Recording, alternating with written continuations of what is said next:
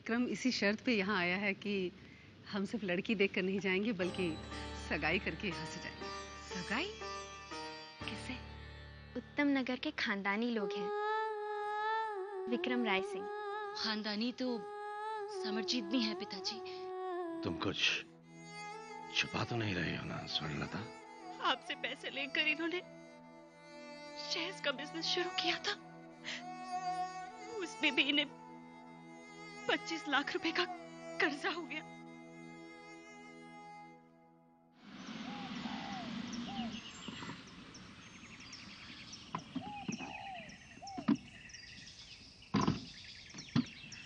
आइए ठाकुर साहब।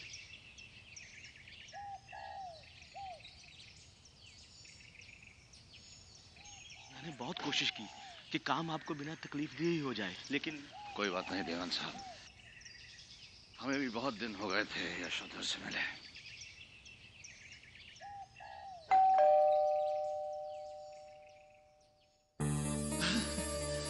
अरे ठाकुर साहब, आप चींटी के घर भगवान।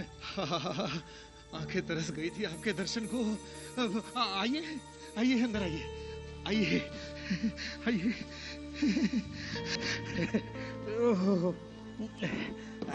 विराजिए ठाकुर साहब, विराजिए। मैं तो धन्य होगा आपको अपने यहाँ देखकर। हुक्म कीजिए, क्या पेश करूं आपके लिए? गुलाब का शरबत, बादाम रोगन वाला दूध या फिर आसाम की चाय? काम की बात करो यशोधर। दीवान साहब कह रहे थे कि तुम हमसे मिलना चाहते हो।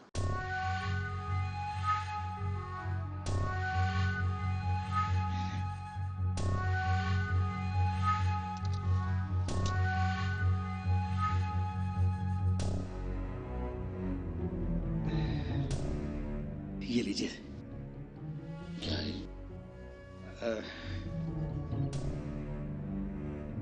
ये सब उस उधार की रसीदें हैं ठाकुर साहब, जो पिछले कई सालों से आप लेते आ रहे हैं।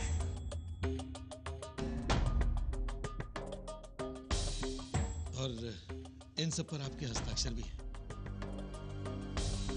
ठाकुर साहब, मैं भी धंधे वाला आदमी हूं।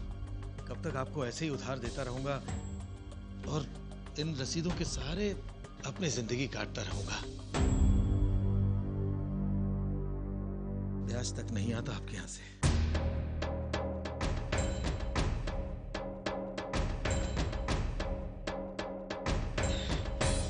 4,85,00,000 रुपए आपको सिर्फ जुबान पर दे चुका हूं।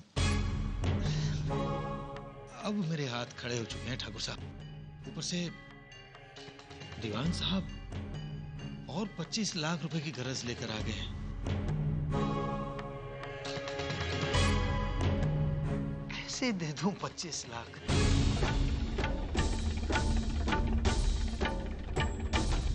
ये 25 लाख तो हमें कैसे भी चाहिए यशोधर।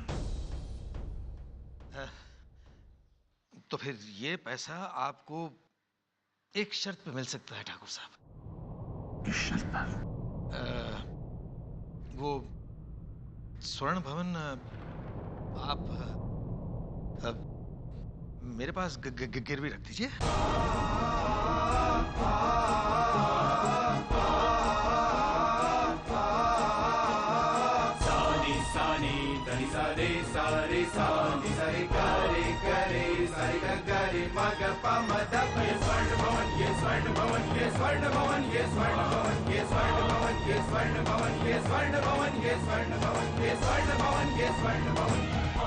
जी तो चाहता है कि तुम्हारी जुबान खींच दें यशोधर,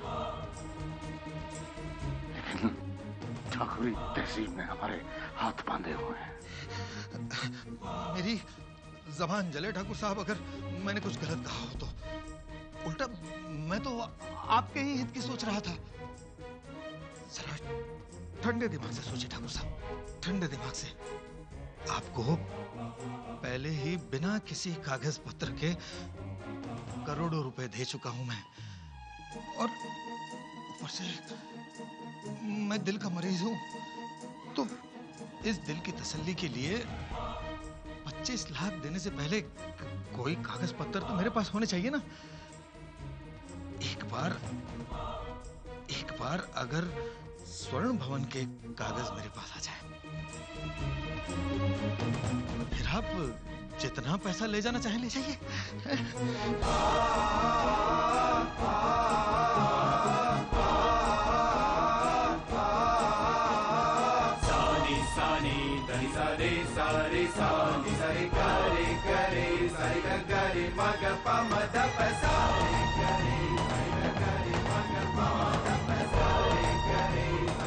आइए ठाकुर साहब।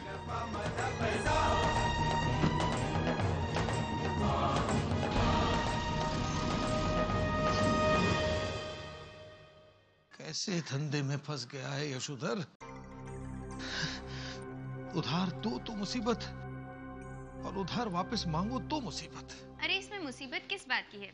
कोई मुसीबत नहीं। इसे नींबू से अच्छी तरह घिसो, बिल्कुल नया लगने लगेगा। दीदी अभी घिस देता हूँ। अरे सुंदरी, हमें तुलसी को अर्घ देने जाना है। पिताजी आ ही रहे होंगे। हमने हरी पत्ती वाली चाय की सामग्री वहाँ रख दी है। तुम जल्दी से चाय बना दो। हाय राम, ये भी मेरी जिम्मेदारी है। तेरी नहीं, मेरी जिम्मेदारी है। बस देवी जी। दीदी, आपको पता है हम आपसे नाराज हैं। हमने आपसे कहा था ना कि आप पिताजी से हमारी शादी के बारे में कोई बात नहीं करेंगी। पर आभा, मैंने तो बस लड़के के बारे में पूछा भर था। पर आपको पूछने की क्या जरूरत थी दीदी? अगर पिताजी को महसूस भी हो गया कि हमें उनकी पसंद पे शक है, तो कैसा लगेगा उन्हें? ससुराल जाकर लड़कियां इतनी बदल क्यों जाती है? मायके की कोई बात समझती ही नहीं है। आपको इस बात का एहसास ही नहीं कि पिताजी आपको, हमें और भैया को कितना प्यार करते हैं। कैसे पल पल वो सिर्फ हमारे बारे में ही सोचते हैं, हमारे लिए कुछ भी करने के लिए तैयार हो जाते हैं। कभी कह के तो देखिए आप उनसे कुछ। हम सब समझ गए हैं, आप अब मायके की बिल्कुल नहीं रही, पूरी की पूरी ससुराल की हो गई हैं।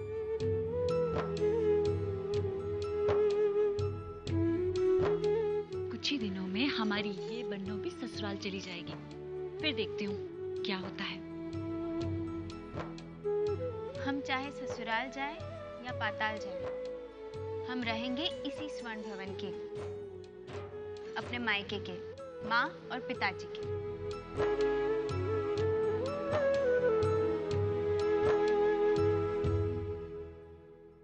अरे पिताजी, आप आ गए।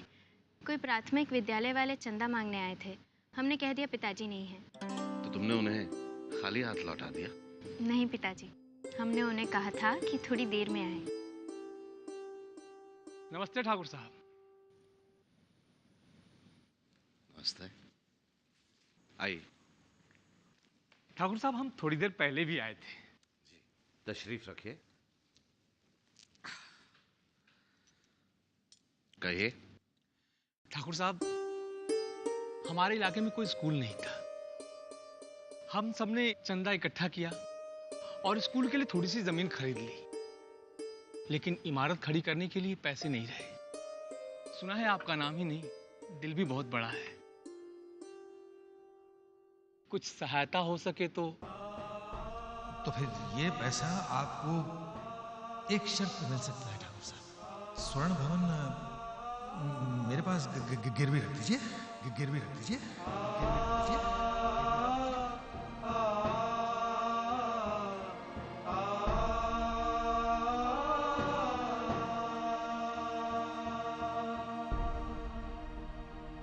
ठाकुर साहब, हम लोगों से कोई भूल हो गई हो तो?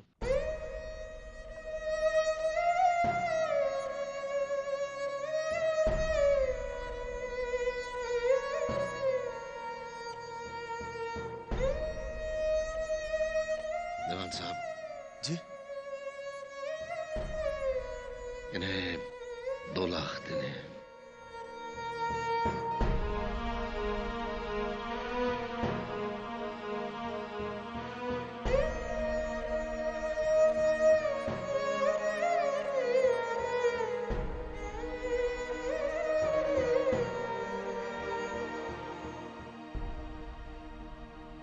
जाएगा ठाकुर साहब, क्यों नहीं होगा? ये दान भी होगा। भगवान आपकी उम्र लंबी करे ठाकुर साहब। स्वर्ण भवन से आज तक कोई खाली हाथ नहीं लौटा। आप लोग रविवार को आ जाएंगे। जी धन्यवाद, हम रविवार को सुबह ही आ जाएंगे।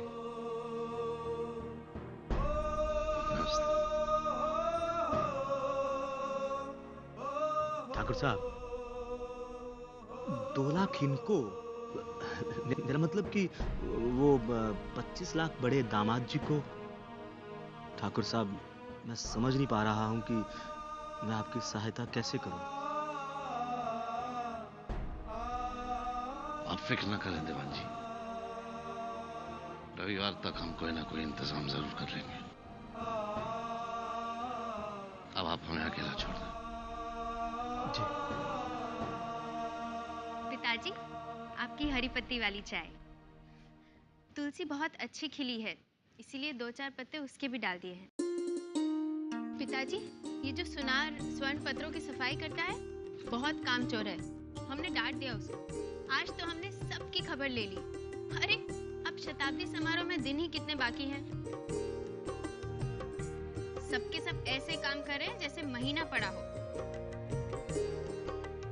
पिताजी, अब से आप स्वर्ण भवन के रखरखाव की चिंता मत कीजिए, हम सब संभालेंगे। ये लीजिए। अरे, हम शक्कर डालना तो भूल ही गए।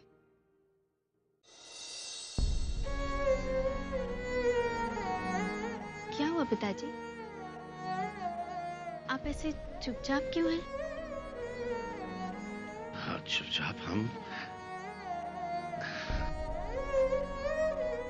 अब तुम बोले जा रही हो तो हम तो चुप ही रहेंगे ना। हम देखते हैं। हेलो, नमस्ते जीजा जी। हम बिल्कुल ठीक हैं। हाँ, आप होल्ड कीजिए, हम दीदी को कहते हैं कि फोन उठाए। जी। उस पर्दे के चुन्ने ठीक से नहीं आए हैं भैया, उन्हें ठीक कीजिए। अरे दीदी, पर्दों को छोड़िए, चलिए आपकी पेशी पड़ गई। मतलब तुमने पिताजी से मेरी शिकायत कर दी क्या? नहीं, जीजा जी से। चलिए, उनका फोन आया है। फोन? फोन उठाइए। हेलो। कैसी हो लता? ठीक ठाक पहुंच गई थी ना? जी। मुझे यही पूछना था, और दरअसल तुम्हें याद दिलाना था कि वो पिताजी से बात करनी भूल मत जाना। जल्द से जल्द बात कर लेना।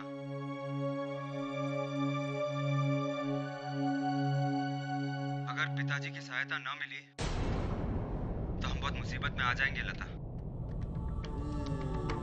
इतनी परेशानी हो गई है कि अनजाना सा डर लगा रहता है। और अगर पैसों का इंतजाम नहीं हुआ तो तुम कुछ दिन वहीं रुक जाना। मैं नहीं चाहता कि तुम लेनदारों से झूठ बोलती रहो और उनकी बातें सुनती रहो।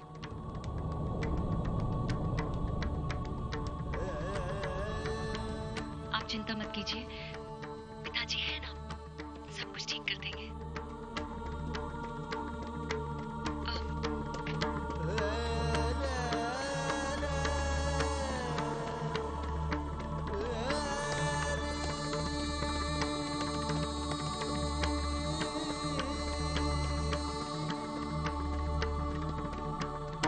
ठीक है, बोल दूंगी। अरे हाँ, मैं अपना पिंक दुपट्टा वहीं पे भूल आई हूँ। वो बड़े वाले बॉक्स में होगा, वो लेते आइएगा।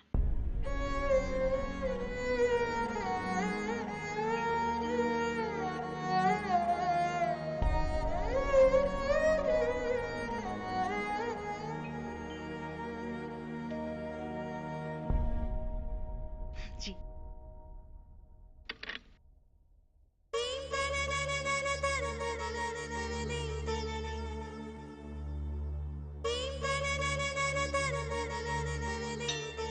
अरे वाह, क्या आवाज आती है। चंदू जी। इधर आओ, ये ग्लास उठाओ, अब इस पे चम्मच मारो और कान से लगाओ। देखा कैसी गूंज होती है।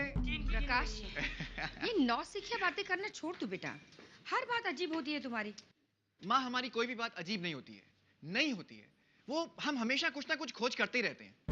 अब आप ही बताइए, शताब्दी समारोह पे नौकरों का रंगारंग कार्यक्रम करवाने की बात किसके दिमाग में आई? हाँ? ये सब तो ठीक है भैया, पर आप हलवाइयों पर भी नजर रखते हैं या नहीं? बिल्कुल, सब पर नजर है हमारी। एक एक कारिंदे का हिसाब किताब है हमारे पास, और खासकर उस कानपुर वाले हलवाई पर। पिताजी,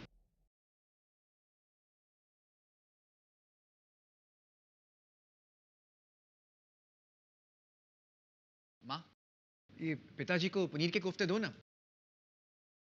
हमने खास बनवाए हैं उससे कहकर, और हमने तो उससे साफ साफ कह दिया कि अगर पिताजी को ये कोफ्ते पसंद नहीं आए तो तुम्हारे कानपुर का तो हम नागपुर बना देंगे। पिताजी, इनका फोन आया था। कह रहे थे कि मेरी तरफ से पिताजी से क्षमा याचना मांग लेना कि इस बार मैं तैयारियों में पहले से आके सहायता नहीं कर पा रहा हूँ। कोई बात नहीं बेटा।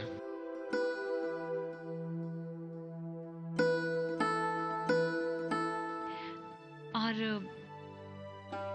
वो पैसों की। लता, ये पनीर के कोफ्ते लो ना, बहुत बढ़िया बने हैं। माँ बस क्यों? लो, और ये मसूर की दाल बहुत अच्छी है। बस माँ, बस। रोटी मैं लेती हूँ।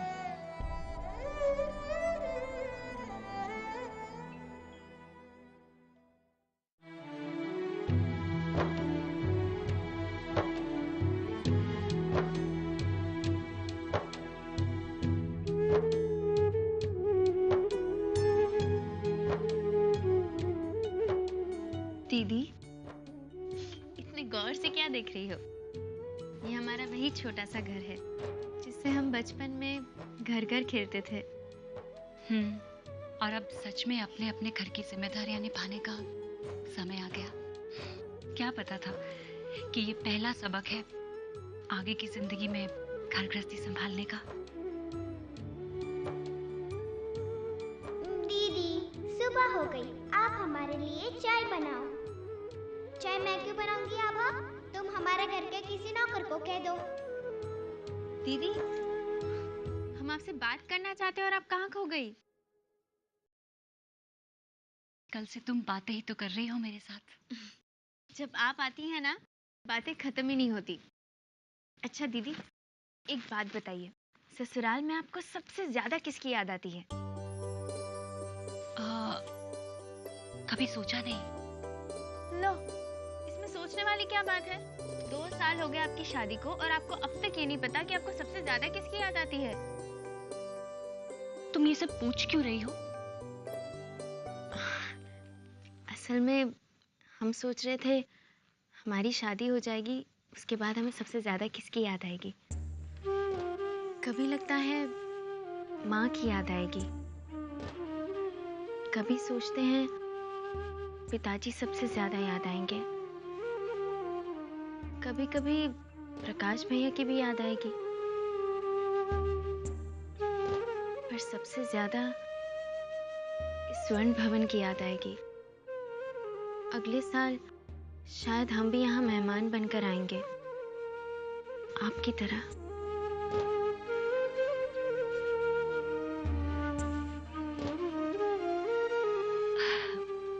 आभा, पहले तुम्हारी सगाई होगी, फिर शादी होगी, और उसके बाद शुरू होगा किसी को याद करने या ना करने का सिलसिला। हाँ, पर होगा ही ना।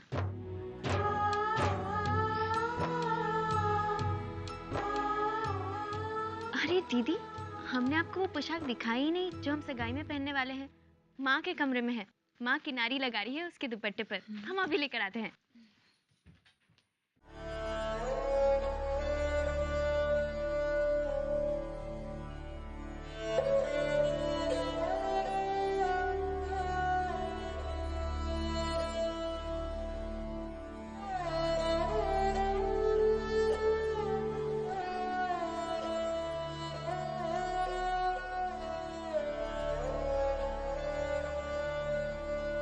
आप सुबह से कुछ परेशान लग रहे हैं।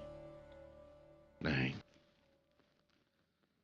परेशानी तो कोई नहीं, बस ऐसे ही लता के बारे में सोच रहे थे।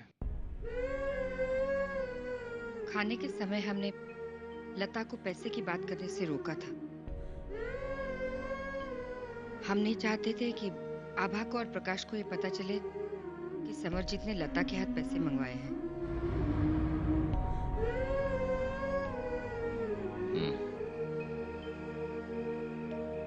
दूसरी एक और बात भी थी। अगर आपको लगता है कि समरजीत को पैसा देने में मुश्किल हो जाएगा तो हम लता को किसी तरह समझा देंगे कि वो समरजीत से कहे कि हम समझ गए कि आप क्या कहना चाहते हैं।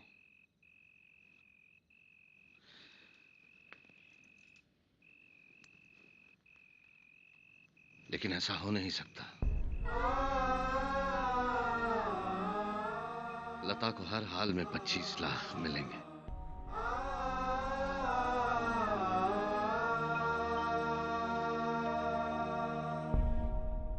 यशोधर ने पैसे देने से इनकार कर दिया तो क्या हुआ?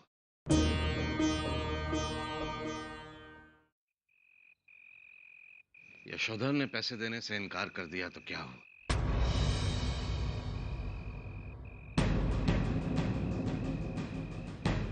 शहर में सिर्फ एक ही महाजन नहीं रह गया।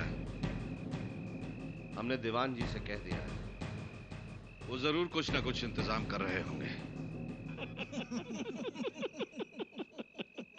पगला गया है ठाकुर, समझता नहीं कि दीमक लकड़ी में रहता जरूर है, लेकिन लकड़ी की भलाई कभी नहीं चाहता, अपना पेट भरता है।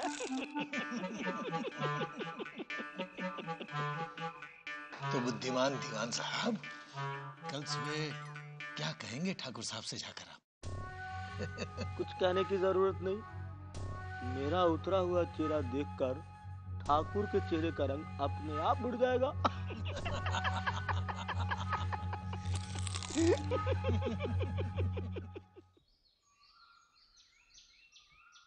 ऐसा मत कीजिए, ये ठीक नहीं है। दीवान साहब कह रहे हैं कि यशोधर ने शहर के महाजनों के सामने हमारी पगड़ी उछाल दी है। कोई भी अब हमें पैसा देने के लिए तैयार नहीं है। शताब्दी समारोह सर पे है।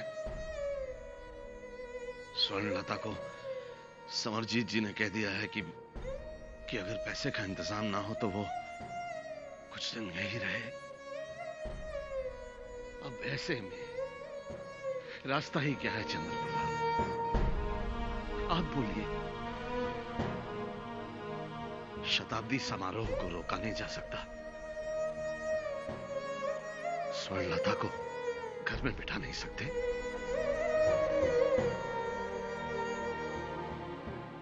प्राथमिक विद्यालय वालों को खाली हाथ लौटा दिया तो क्या इज्जत रह जाएगी हमारी? और फिर स्वर्णाभा की सगाई।